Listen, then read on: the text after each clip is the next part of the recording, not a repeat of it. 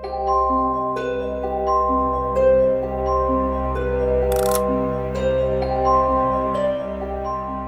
diperlihatkan seorang gadis kecil di siang hari dan pada saat itu sedang musim salju. Di jendela dia melihat mobil berhenti di depan rumahnya. Karena penasaran, dia keluar dan menghampiri mobil tersebut. Dan ya, mobil tersebut dikendarai oleh orang aneh.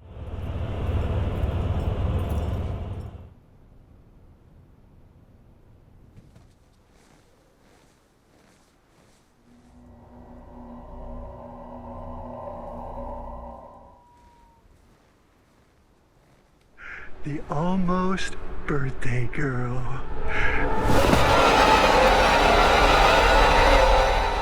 This is the part where you get to do the things the grown-ups don't want to do anymore. Bertahun-tahun setelahnya, kita diperkenalkan oleh seorang wanita bernama Harker. Dia adalah anggota dari Biro Investigasi Federal atau FBI yang bertugas menyelidiki kasus pembunuhan. Bersama beberapa petugas kepolisian, dia ditugaskan untuk mendatangi rumah-rumah di kawasan ini dan mengumpulkan informasi dari warga mengenai pelaku pembunuhan yang kini sedang diburu. Berdasarkan informasi, tersangka itu suka mengunjungi lingkungan tertentu. Tersangka merupakan pria Kaukasia paruh baya dan tersangka diasumsikan itu berbahaya, jadi harus hati-hati. Harker bersama dengan mitranya yang bernama Horacio mulai melakukan investigasi. Harker turun dan cukup aneh. Harker berkata bahwa si tersangka ada di sini. Dia memiliki feeling bahwa kawasan ini adalah kawasan tempat di mana si tersangka itu tinggal. Harker ingin menelpon bantuan tetapi Horacio tidak setuju. Kita baru aja sampai sini masa langsung minta bantuan. Setidaknya kita cek dulu kawasan ini. Horacio pun menawarkan diri secara sukarela bahwa dia yang akan pergi mengecek. Dan kalian tidak akan menyangka ini yang terjadi. Good? Yeah, I'm good. Okay. He's in there. No, we're not gonna call it a hunch on our first day out doing this. All right? Just please, relax. I just want you to take a look at that for me.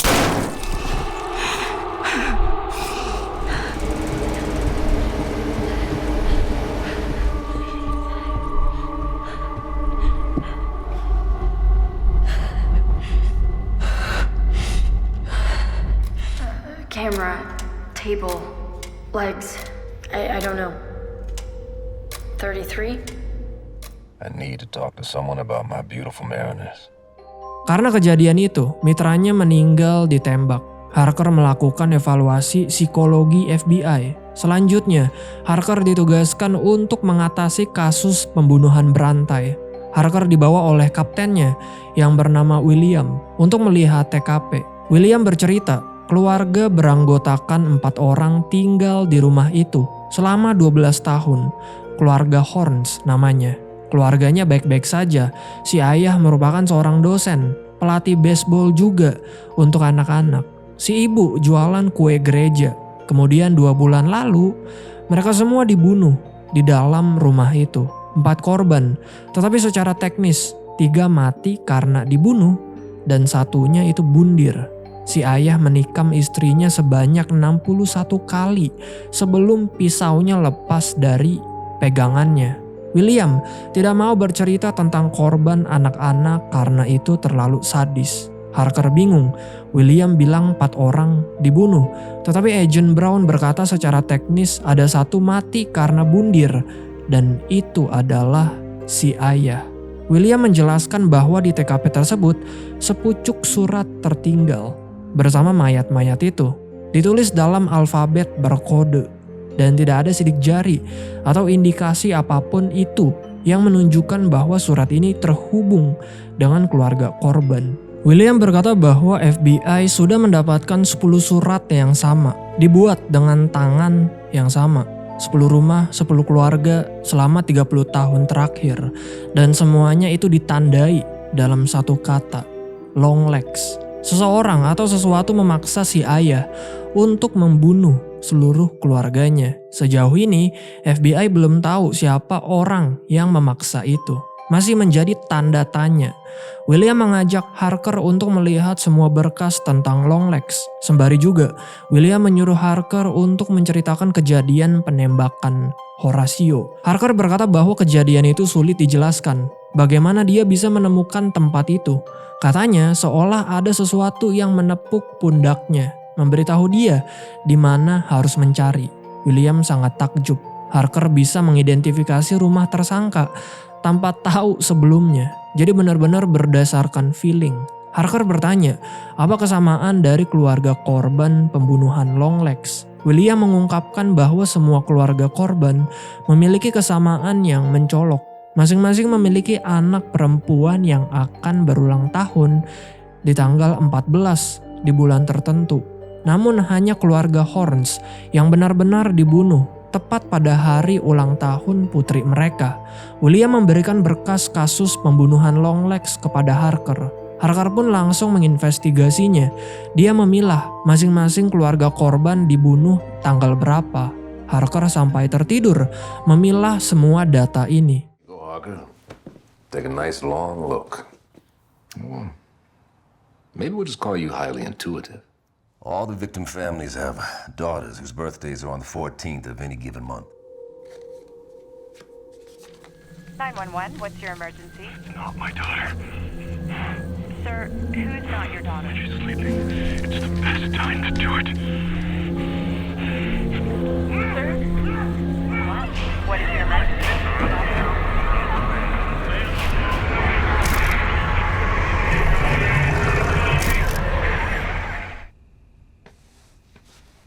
Come on, back it up.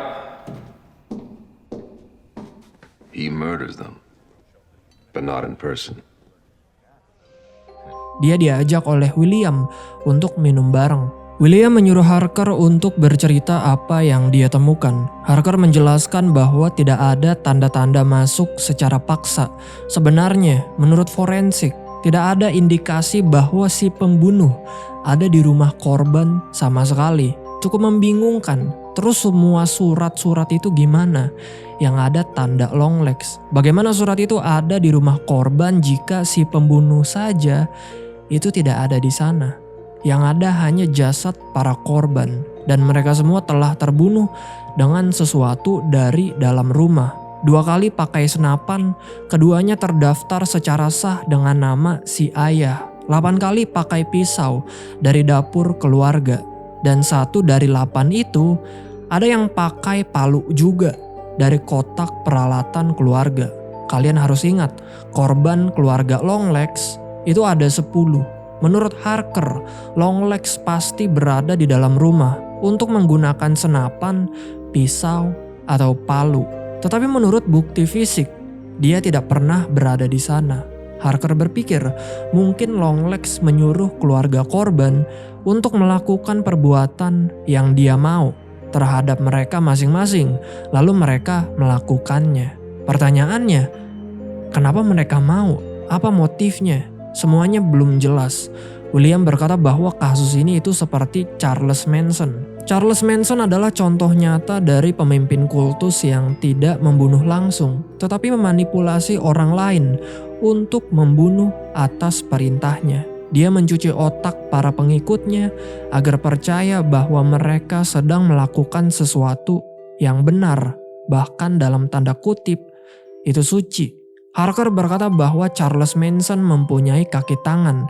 Menurut Harker, Longlegs punya bantuan dari orang lain. Setelah minum dan berbincang, Harker mengantar William pulang. Kenapa?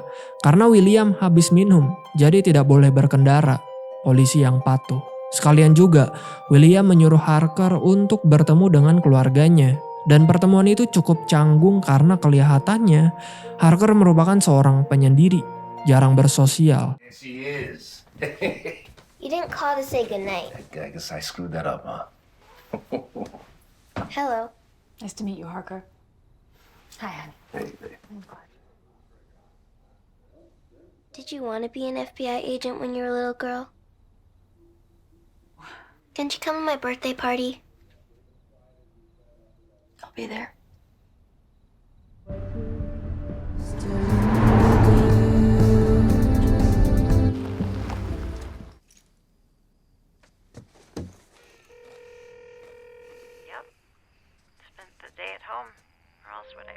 Harker pulang ke rumahnya, yang entah kenapa ya, serem banget.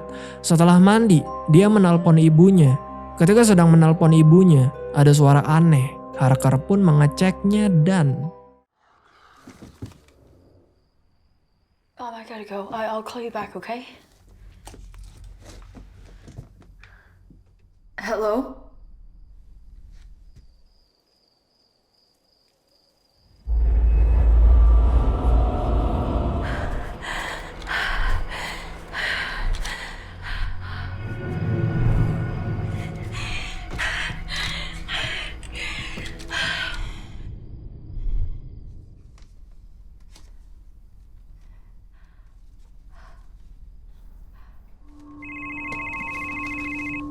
Call me back.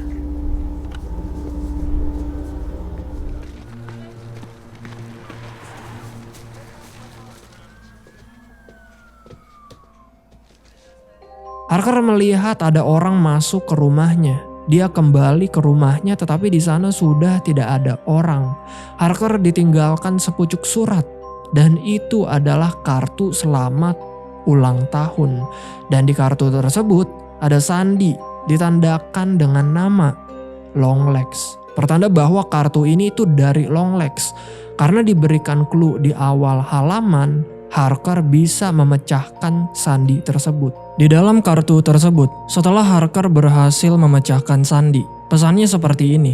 Jika kamu memberitahu mereka bagaimana kamu memahami sandi ini, aku akan memotong payudara ibumu yang menggantung dan aku akan mengeluarkan darahnya sampai mati. Subuh hari, Harker dipanggil oleh William karena ada korban lagi yang ditemukan. Ini adalah korban Longlegs karena ditemukan sandi yang sama. Ada pola yang sama. Putri dari keluarga korban ini akan ada ulang tahun di tanggal 14. William terkaget karena Harker bisa memecahkan sandi Longlegs. Harker berkata bahwa dia sudah terbiasa melihat dan mencoba memecahkan sandi Longlegs. Jadi sekarang bisa. Sekarang Harker dan William mencoba melihat jasad korban. Di kamar ada keluarga yang meninggal sudah lama sekali. Dokter forensik mengestimasi bahwa keluarga ini sudah mati selama 1 bulan. Mereka menemukan si ayah di garasi. Pergelangan tangan dan tenggorokan itu sobek. Pisau dapur di tangannya. Ketika dibuka selimutnya, terlihat jasad keluarga korban yang ada di kamar ini sudah membusuk, sudah digerogoti sama belatung. Pokoknya menjijikan. Dokter forensik berkata bahwa umur si putri 9 atau 10 tahun. Harker kembali menelpon ibunya. Harker berkata bahwa dia sekarang akan sibuk dengan pekerjaan. Ibunya bertanya, apakah Harker masih berdoa? Soalnya ibunya berkata bahwa doa kita itu melindungi kita dari iblis. Harker kembali menginvestigasi kasus lama. Ada seluruh keluarga ditemukan dihantam benda tumpul di pondok tepi danau. Menurut berita, iblis memaksa si ayah. Terus juga ada kultus setan di pesisir Oregon. Harker juga melihat banyak sekali akte kematian. Harker mulai memilah lagi tanggal berapa saja korban-korban ini itu mati. Dia juga membaca buku yang mungkin ada hubungannya dengan kasus, yaitu buku berjudul Nine Circles of Hell. Atau dalam bahasa Indonesianya itu adalah 9 lingkaran neraka, karya Dante Alighieri. Di buku tersebut, Harker menemukan sebuah simbol lingkaran yang di dalamnya ada bentuk segitiga. Di sisi kiri, kanan, dan atas ada angka 6. Lingkaran melambangkan kesempurnaan, pengulangan abadi, atau penjara dalam konteks neraka. Segitiga dalam lingkaran bisa melambangkan esoterik gelap. Segitiga bisa mewakili pemujaan kepada kekuatan supranatural, misalnya tubuh, jiwa, roh yang diselewengkan. 666 adalah simbol terkenal untuk angka binatang, number of the beast. Dari kitab Wahyu bab 13 ayat 18 di Alkitab, Harker tersadar jika dia melihat kertas tersebut, kertas yang isinya tanggal yang dia sudah pilah tadi berdasarkan tanggal korban meninggal, itu akan membentuk seperti segitiga. Harker memberikan penemuannya kepada William. Harker menjelaskan pembunuhan pertama terjadi pada tanggal 14 Juli tahun 1966. Lainnya terjadi dalam waktu 6 hari setelah atau sebelum ulang tahun anak perempuan. Misalnya, jika ulang tahun anak korban adalah 10 Agustus, maka pembunuhan bisa terjadi antara 4 Agustus sampai dengan 16 Agustus. Tanggal-tanggal pembunuhan korban itu membentuk segitiga terbalik. Harker juga memecahkan semua sandi Longlegs. Satu hal yang paling menonjol adalah referensi berulang-ulang. Pada waktu menyenangkan saat kita di peternakan keluarga kamera, di mana lokasinya ditandai tanda X. Apa yang terjadi kepada keluarga kamera? Jadi, ada pendeta lokal melakukan kunjungan ke rumah keluarga kamera. Kunjungan tersebut jadi memburuk karena si ayah dan kapak dari gudang peralatan. Si ayah membunuh si pendeta, istrinya, dan kemudian diri dia sendiri. Bagaimana dengan putrinya, Carrie Ann? Dia ada di sekolah, makanya selamat. Tanggal pembunuhan ini itu 8 Maret. Tanggal ulang tahun Carrie Ann itu 14 Maret. Rentang waktunya itu 6 hari setelahnya. Harker yakin bahwa Longlegs itu ada di peternakan keluarga kamera. Dan mungkin juga bahwa Carrie Ann melihat Longlegs ada di sana. Pertanyaannya, kemana sekarang Carrie Ann? Harker menjelaskan bahwa Carrie Ann masih hidup. Dia tinggal di rumah sakit jiwa bernama Rumah Sakit Jiwa Water Rock. Pertama, William dan Harker pergi ke peternakan keluarga kamera terlebih dahulu. Cuaca sedang tidak mendukung, mendung dan gelap banget. Dan apa yang mereka temukan, kalian tidak akan menduga.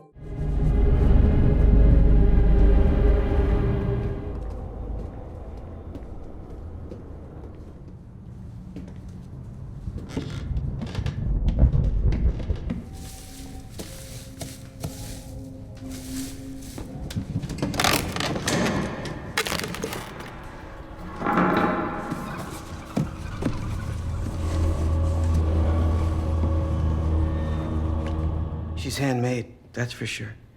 And beautifully handmade at that, by a highly skilled craftsman. What about the ball there? Nice to meet you, Carrie Ann. Go see Carrie Ann Cameron at the mental hospital. Daddy! That gross guy is back again!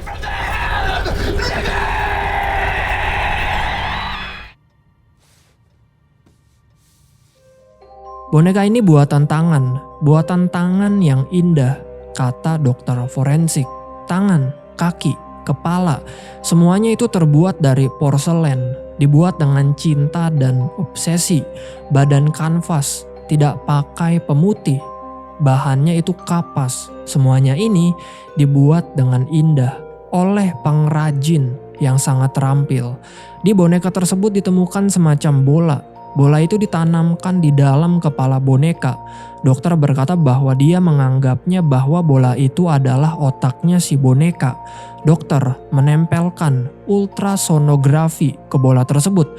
Dan aneh banget, ketika ditempelkan ada suara dengung. Dan entah kenapa suara itu membuat Harker menjadi aneh. William dan Harker pergi ke rumah sakit jiwa Water Rock untuk bertemu dengan Carrie Ann. Pengurus di sana berkata bahwa kemarin Carrie Ann mendapat kunjungan. Si pengurus berkata bahwa dia tidak melihat pengunjung Carrie Ann karena pada saat itu dia tidak ada di sana. Pengurus memberi buku tamu. Di situ tertulis orang yang mengunjungi Carrie Ann adalah Harker, ya, Agent Lee Harker. Harker bertanya, apakah penjaga mengecek KTP orang jika ingin mengunjung? Si pengurus berkata bahwa itu ide bagus, tetapi tidak, penjaga tidak mengecek KTP ketika ada pengunjung. Harker pun bertemu dengan Carrie Ann.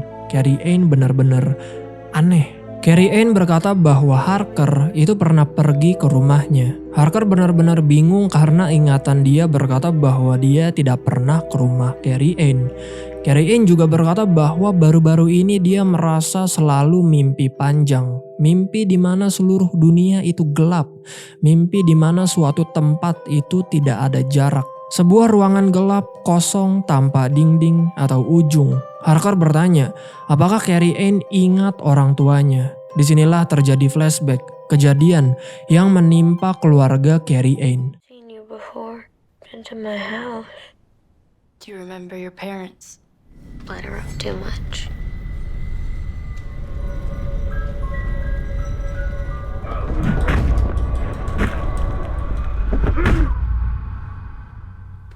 Like if he told me to take a jumpy out a window, I'd surely do.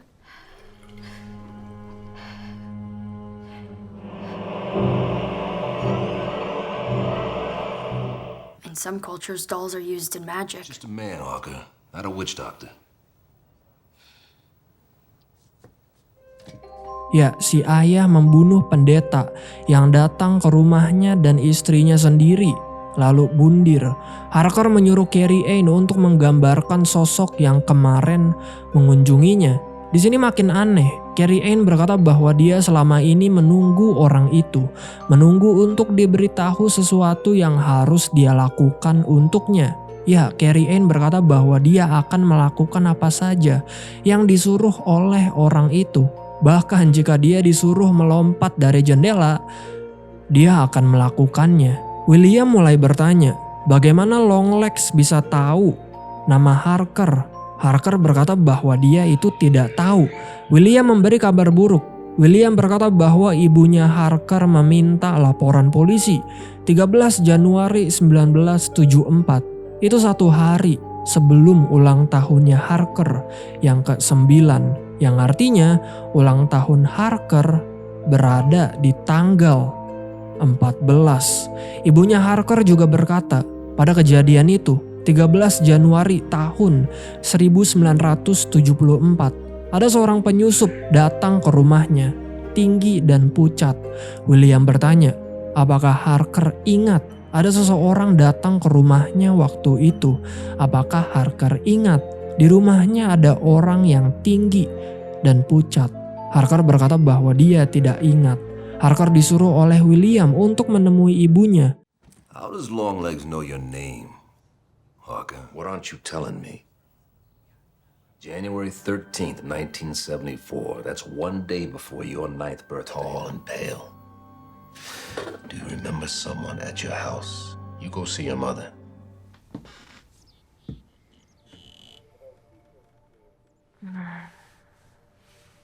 Do you still say your prayers? No, Mom. No, our prayers don't help us. Harker datang ke rumah dan terlihat di situ ibunya cuman duduk saja, diem. Harker memeluk ibunya. Ibunya bertanya, dia ingin Harker menjawab jujur. Apakah Harker masih berdoa? Harker dengan jujur berkata bahwa dia sudah tidak berdoa sekalipun, karena itu membuatnya takut. Ibunya langsung tertawa. Ibunya berkata bahwa itu benar. Semua doa kita itu tidak membantu kita. Sudah sampai rumah, Harker mulai mengalami flashback. 13 Januari tahun 1974, 1 hari sebelum ulang tahunnya Harker. Harker bertanya kepada ibunya soal kejadian itu. Ibunya tidak mau bercerita. Semua kejadian itu seharusnya tidak boleh diketahui oleh anak perempuan. Harker berkata bahwa sekarang dia bukan anak kecil lagi. Di sini ibunya marah. Ibunya berkata, Harker bukan anak kecil lagi karena dia dibiarkan tumbuh dewasa. Dunia ini kejam, apalagi untuk anak perempuan. Harker pergi ke atas. Dia melihat barang-barang miliknya waktu kecil. Ketika sedang ngorek-ngorek barangnya, dia menemukan foto Longlegs. Ternyata gadis kecil di awal film itu merupakan Harker waktu kecil. Harker langsung pergi menemui William. Dia memberikan foto itu kepada William dan berkata foto ini adalah fotonya Longlegs. Longlegs diburu dan dengan cepat menggunakan foto tersebut, dia bisa ditangkap. Somebody's birthday.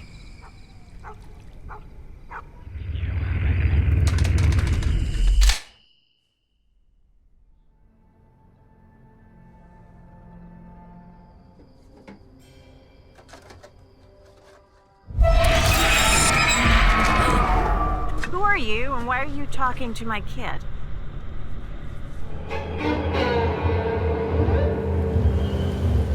We're gonna need to bring her in. See what else she remembers.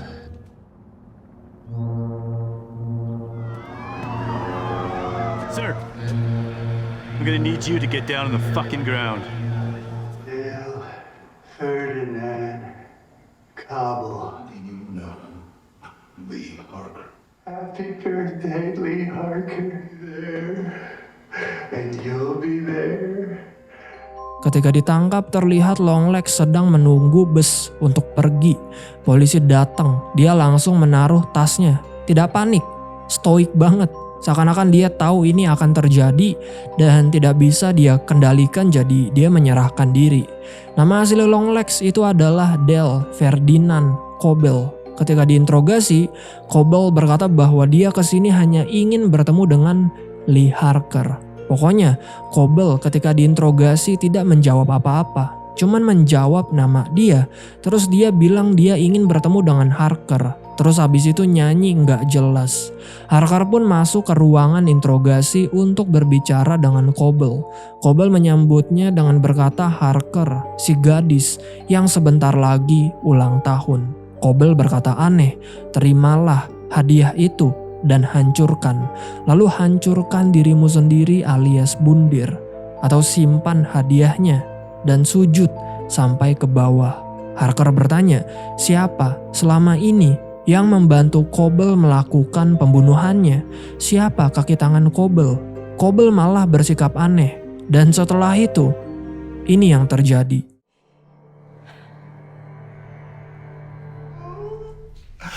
There she is. You decided to go into law enforcement. Although it was only me who left, not she. Destroy yourself. All the way down. Someone's been helping you.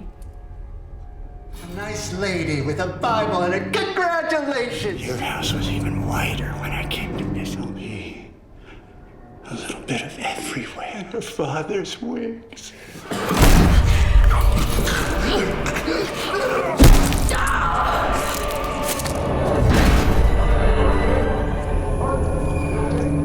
Magic, no voodoo, no nothing. Cobble melakukan bundir. William marah karena kematian Cobble, kita tidak mendapatkan informasi apa-apa. Terus juga ada kabar mengejutkan, Carrie Ann melompat dari atap di rumah sakit jiwa Water Rock. Jadi ya, Carrie Ann mati karena bundir. Karena kasihan, Agent Brown mengantar Harker pergi ke rumah. Melihat orang bundir, terus dimarahin sama atasannya yaitu William, tentu itu membuat Agent Brown merasa kasihan kepada Harker. Harker keluar, dia akan membawa ibunya pergi ke kantor polisi untuk diinterogasi. Kenapa? Karena FBI menganggap bahwa ibunya Harker bisa membantu untuk mengidentifikasi siapa kaki tangannya Cobble. Tetapi ini yang terjadi.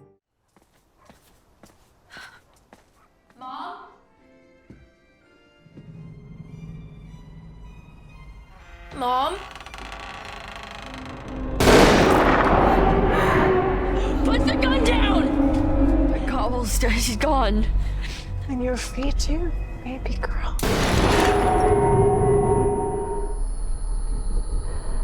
One day, a man did come. You won!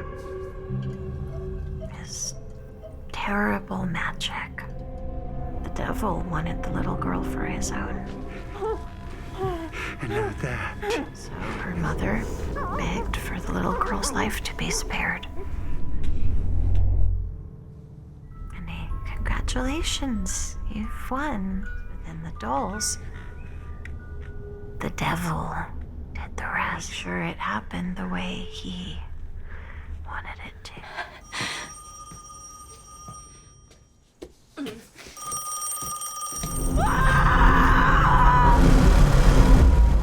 Ibunya Harker membunuh Agent Brown dan dia juga menembak sebuah boneka mirip sekali dengan Harker. Anehnya, ketika boneka tersebut ditembak, Harker pingsan.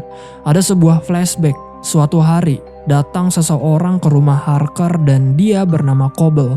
Cobble merupakan seorang pembuat boneka. Diceritakan bahwa pembuat boneka memulai pekerjaannya, sihirnya yang mengerikan, pekerjaan iblis. Boneka itu membuat gadis kecil itu lupa. Dan sejak hari itu, dunia tidak pernah lagi sama. Iblis menginginkan gadis kecil itu untuk jadi miliknya, tetapi ibunya tidak pernah membiarkan itu terjadi. Ibunya memohon agar nyawa gadis kecil itu diampuni. Sebagai gantinya, ibunya harus membantu si iblis. Membantu apa? Tidak lain tidak bukan adalah membunuh para keluarga. Si ibu datang ke rumah keluarga, berkata kepada keluarga tersebut bahwa mereka menang sehingga mendapatkan hadiah dari gereja, dan hadiah tersebut berupa boneka.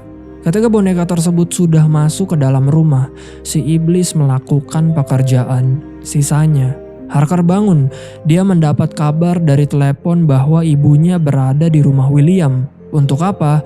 Untuk merayakan hari ulang tahun anaknya William. Harker langsung OTW. Terlihat semuanya baik-baik saja.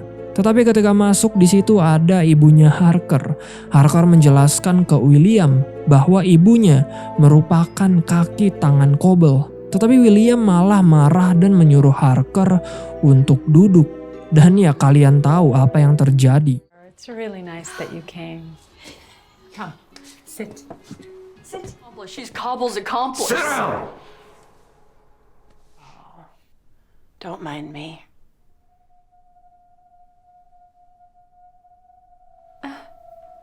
What'd you say, honey?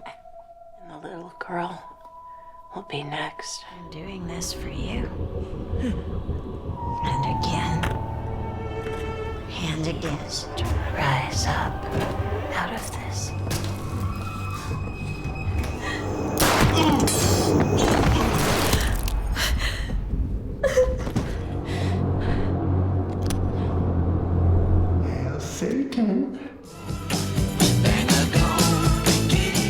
Ternyata pelakunya selama ini adalah ibunya Harker. Entah dihipnotis atau gimana ya, ibunya Harker dan Harkernya sendiri juga jadi aneh setelah didatangi Cobble. Apakah kalian percaya iblis? Gue secara personal percaya. Cuman bukan iblis yang kayak gini ya, yang bisa masuk pikiran orang, yang bisa nyuruh orang untuk melakukan sesuatu. Gue lebih percaya bahwa wujud iblis itu adalah godaan yang membujuk kita untuk berbuat dosa. Dan karena kita punya moral, kita bisa memilih untuk jatuh ke dalam godaan tersebut atau tidak. Itu inti dari kebebasan kehendak bahwa manusia tetap punya tanggung jawab atas pilihan-pilihannya. Walau godaan sekuat apapun datang. Karena saya tidak percaya dengan iblis-iblis seperti ini ya, maka ketika menonton ya biasa aja. Cuman untuk jalan ceritanya menarik karena masih ada unsur misterinya. Kita secara tidak langsung disuruh nebak siapa itu Longlegs. Terima kasih yang sudah menonton. Jangan lupa untuk share, like, dan subscribe sekali lagi. Terima kasih guys dan sampai jumpa di video selanjutnya. Selamat tinggal.